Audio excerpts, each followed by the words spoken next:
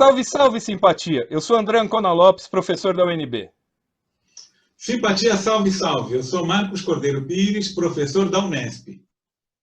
Nós somos do canal da Ideia Chama. Hoje a gente vai fazer um programa diferente, Papo de Cúmplice.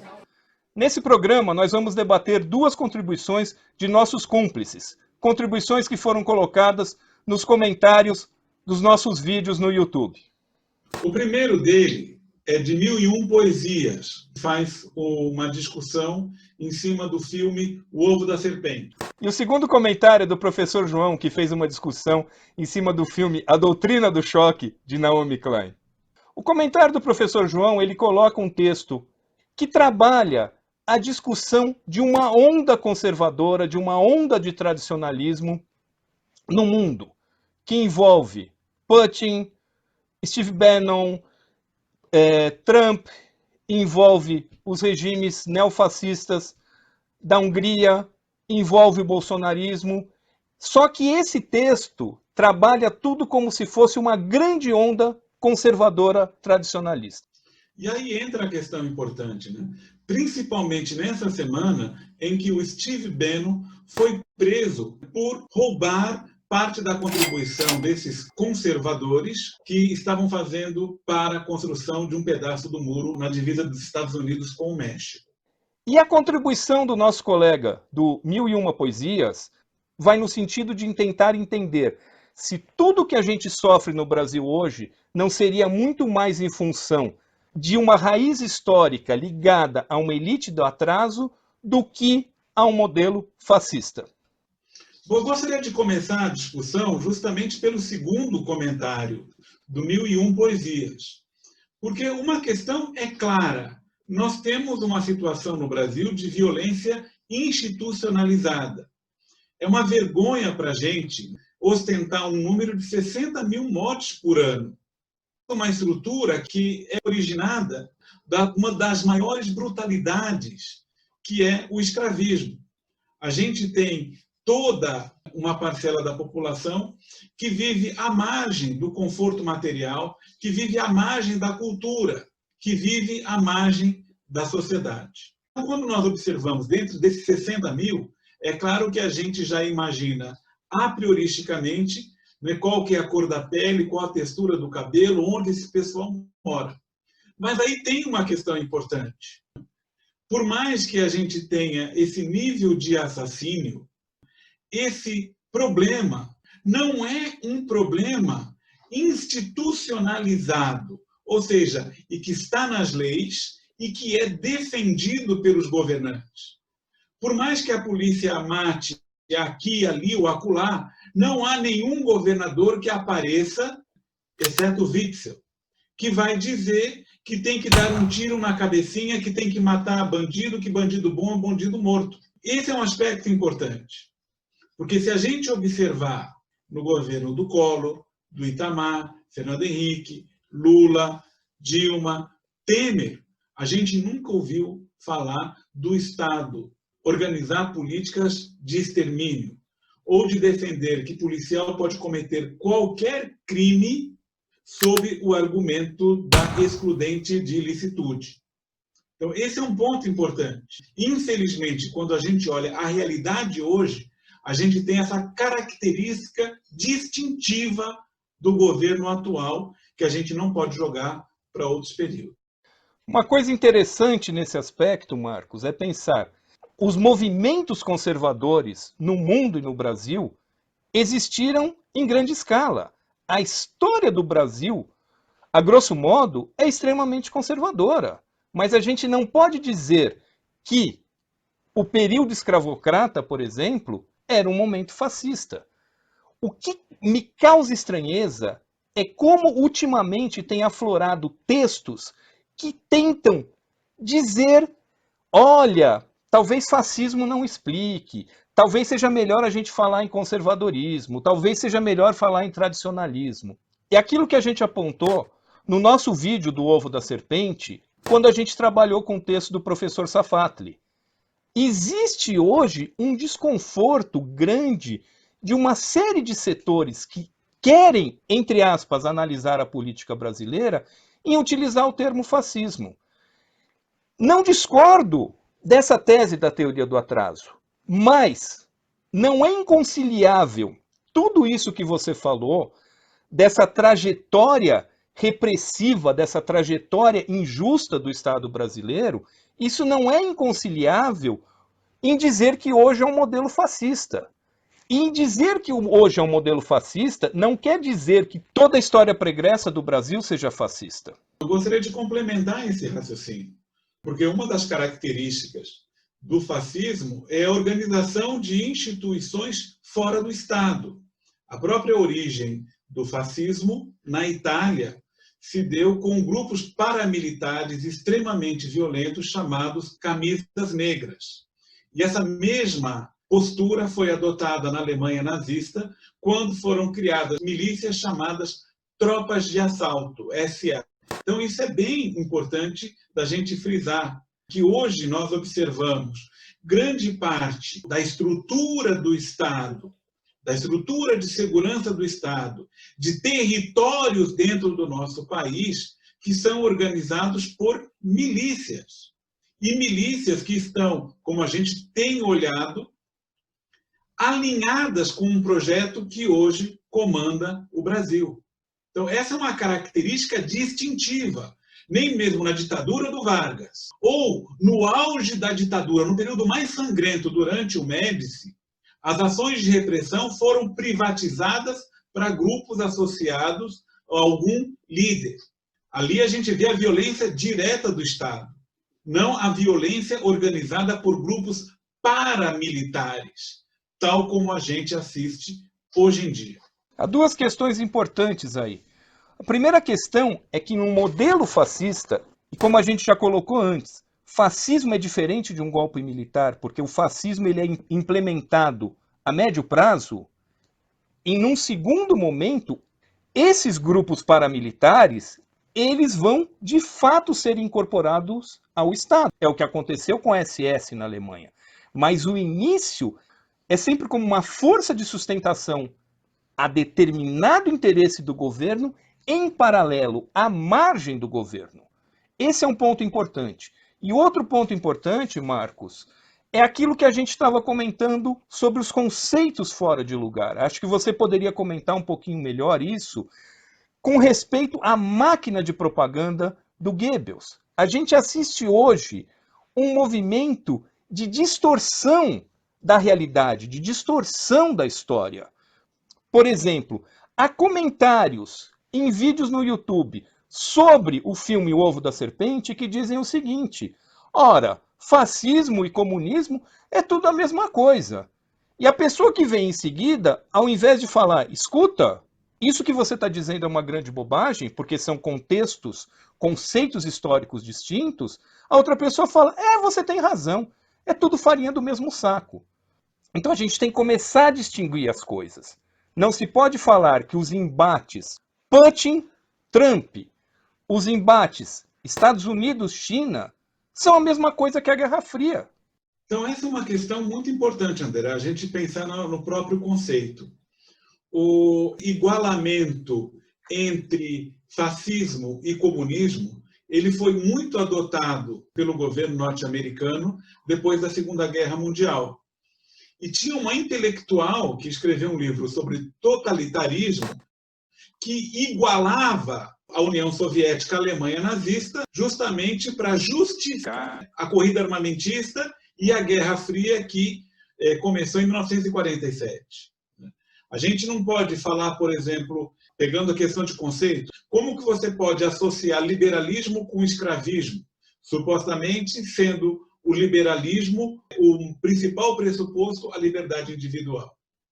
Mas nesse ponto, justamente nesse que você coloca, a gente já pode ir para discutir a questão colocada pelo professor João. Porque o professor João, ele traz um movimento internacional, que a gente pode chamar de movimento neofascista, que tenta se apoiar no preconceito e na mentira como forma de sustentação.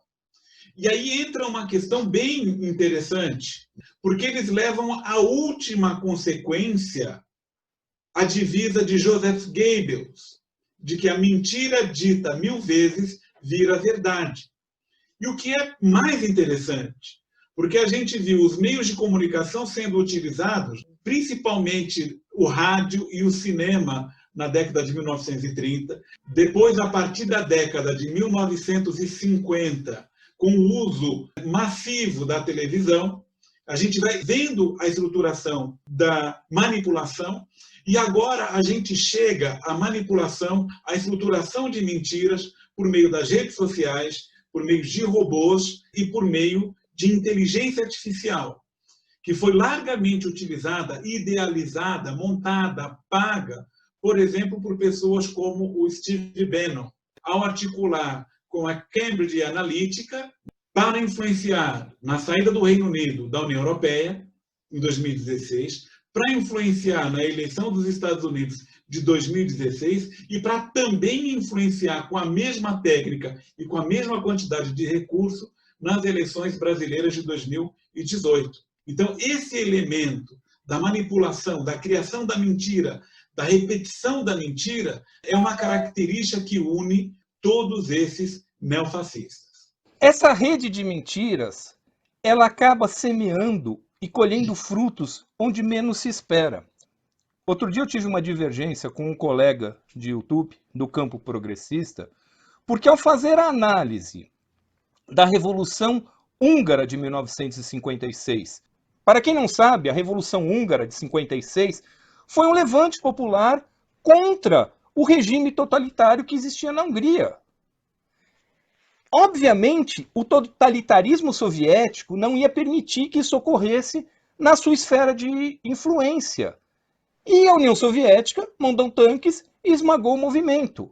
A minha divergência com esse colega foi que ele dizia o seguinte: a União Soviética mandou tanques e esmagou os milicianos. Não eram milicianos. Não é porque eram contra um regime de esquerda, porém era um regime de esquerda totalitário. Nem todo mundo que é contra e combate a esquerda é miliciano. Nem todo mundo que se manifesta contra a esquerda é miliciano. Existe um problema grave que são os conceitos fora de lugar. Um dos maiores historiadores do século XX, Fernand Braudel, ele dizia o seguinte: o maior pecado de um historiador é o anacronismo. O anacronismo é você usar um conceito, um modelo explicativo para uma dada situação e transportar para outro. E essa máquina de mentira que se espalha, que se difunde pela YouTubosfera, pelas redes sociais, ela está fazendo isso. Ela está criando mentalidades anacrônicas nas pessoas que tentam analisar as coisas. Então elas pegam informação aqui e ali e começam a juntar. Mas nem sempre essa conexão se dá, porque falta para essa conexão um viés histórico. Aquilo que a Naomi Klein coloca no começo do seu filme, o que nos garante, o único recurso que a gente tem contra o estado de choque é estar solidamente ancorado nas raízes da história. A propósito, é interessante notar que a gente vê por esses mesmos grupos, não apenas no Brasil, mas também na Rússia ou também nos Estados Unidos, na Itália, na Hungria, na Polônia, na França, é que esses grupos buscam reescrever a história. Não é à toa que a gente olha no YouTube e vê o pessoal distorcendo completamente a realidade histórica para criar uma narrativa que não corresponde aos fatos. Esse fascismo anacrônico que a gente vê no Brasil hoje, ele chega ao ponto de tentar entrar dentro da sala de aula, criminalizar o professor, porque o professor ele está falando coisas que são óbvias. Então, por exemplo, a violência do escravismo, a forma como se deu a miscigenação no Brasil. O professor de história vai falar da origem da concentração de terras no Brasil. O professor de história vai falar na origem de um projeto colonial ou de uma economia colonial que não permite o Brasil se desenvolver completamente. E a gente olha esses neofascistas com muito dinheiro, com enorme qualidade de vídeo, coisa que a gente não tem aqui, fazendo toda essa contra-revolução e esse revisionismo histórico. É como alguém falar na França que não houve colaboracionismo, que seria melhor que a França tivesse ocupada por tropas nazistas do que ter uma França livre, dirigida por Charles de Gaulle, com uma resistência que efetivamente foi para cima do nazismo e tentou, na medida do possível, resistir à opressão. Eles estão hoje tentando reescrever essa história. A gente não precisa ir tão longe, Marcos. O representante do Instituto Palmares chegou a afirmar: a escravidão não era tão ruim, porque era uma oportunidade, entre aspas, de empreendedorismo para o escravo, porque punha o escravo em contato com toda uma rede de produção que ele não teria. A gente não precisa ir tão longe. Se a gente for um pouquinho mais longe, mas pensando nesse anacronismo atual, está cheio, e o nosso presidente falou isso numa visita a Israel, está cheio de gente que diz: o nazismo é um modelo de esquerda. Por que o nazismo é um modelo de esquerda? Porque olha só, o nome do partido era Partido Nacional Socialista, tá vendo? Socialista, logo era de esquerda. E tem gente que compra essa pataquada, sabe? Gente que se diz séria e compra essa pataquada. Isso é para pegar um modelo recente, a famosa mamadeira de piroca. Ou é confundir, como a gente assistiu na semana passada, a coisa chega num ponto que você não sabe mais distinguir um anão de uma criança. Não é de uma criança! Não é de uma criança!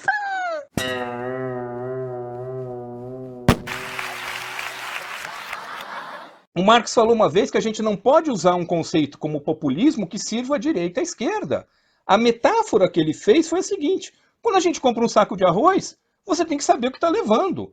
O problema é que tem gente que está falando assim: estou comprando arroz, dentro vem feijão, mas não importa, eu vou comer mesmo. E aí entra uma questão, André, na questão do próprio rótulo das coisas. Porque na década de 1930, existia um movimento operário muito forte na Alemanha. Então, de um lado, tinha o Partido Social Democrata, que em alguns momentos ele teve o governo durante a República de Weimar, e também um forte Partido Comunista.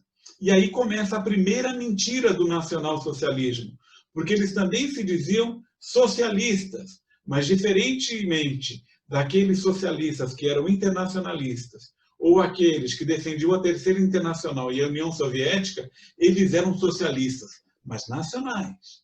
E a própria cor do partido nazista, a cor do partido nazista também era vermelha, como era vermelha a bandeira do Partido Social Democrata e a bandeira do Partido Comunista Alemão.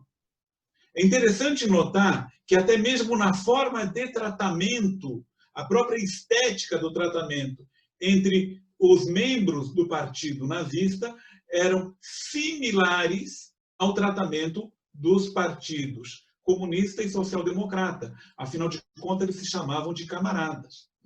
Agora, é interessante pegar, se apropriar do símbolo do outro, mudar completamente o significado para fazer justamente uma política oposta, que é a política que garantiu o militarismo, é a política que foi financiada pela Ford, que foi financiada pela Shell, que foi financiada pela Bayer, que foi financiada pela Krupp, contra os trabalhadores, contra o direito das pessoas e contra as liberdades.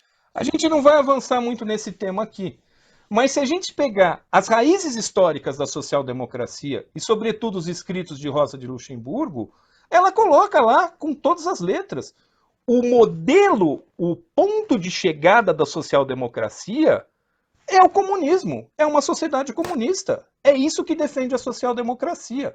Segundo sua natureza e seu conteúdo, a tática da social-democracia é sempre revolucionária. Isto resulta de sua meta final.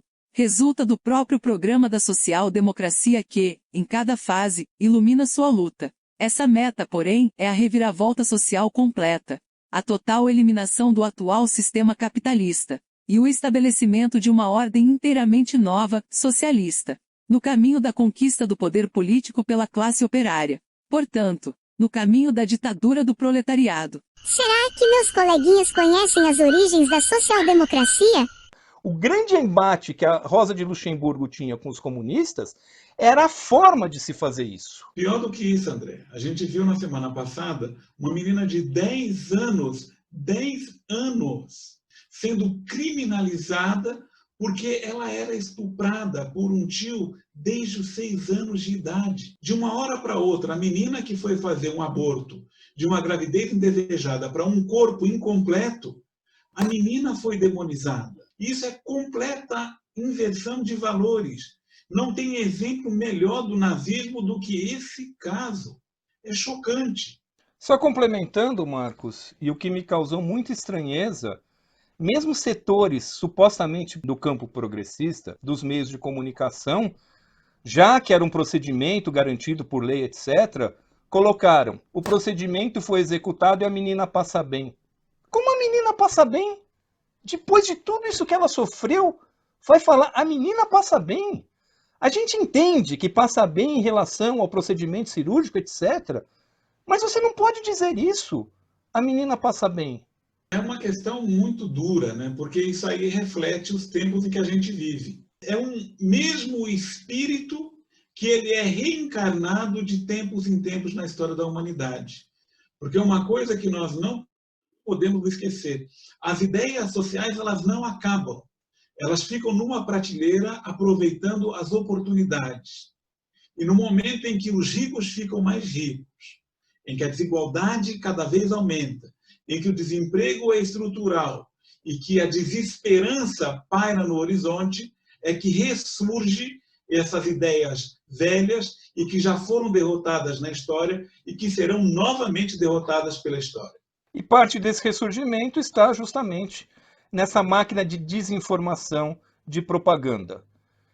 Creio que com isso a gente encerra o debate. Não sei se ficou claro aos nossos cúmplices, João e o responsável pelo portal 1001 Poesias, mas o ponto que a gente quer deixar claro é a necessidade de pensar os conceitos como eles são e pensar que os conceitos eles não excluem outras coisas.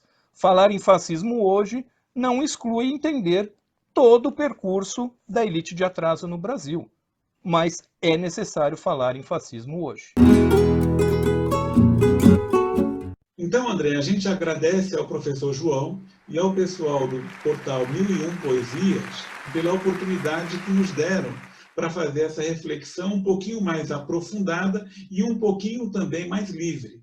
A gente imagina que em outros momentos a gente vai parar um pouquinho para fazer essa reflexão, como nós fizemos hoje com esse papo de cúmplice.